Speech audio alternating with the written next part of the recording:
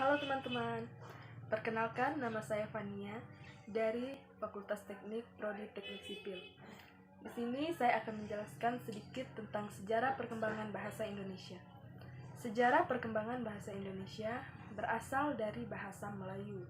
Sejak zaman dahulu, bahasa Melayu sudah dipergunakan sebagai bahasa perhubungan di Kepulauan Nusantara, bahkan hampir di seluruh Asia Tenggara.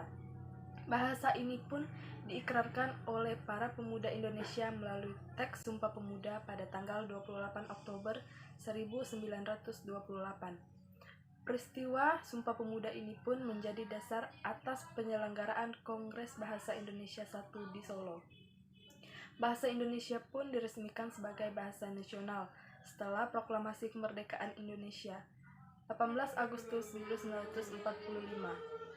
Ketetapannya pun dituangkan dalam Undang-Undang Dasar 1945 Pasal 36 yang menyatakan bahwa bahasa negara ialah bahasa Indonesia.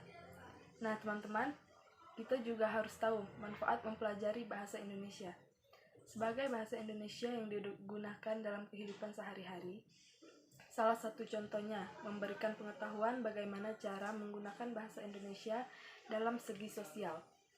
Kedudukan bahasa Indonesia pun sangat tinggi sebagai bahasa nasional yang berada di atas bahasa-bahasa daerah yang lain. Fungsi bahasa Indonesia adalah sebagai lambang kebangsaan, identitas nasional, alat penghubung antar warga, antar daerah, dan antar budaya, serta alat pemersatu suku, budaya, dan bahasa di Nusantara. Sekian penjelasan dari saya ucapkan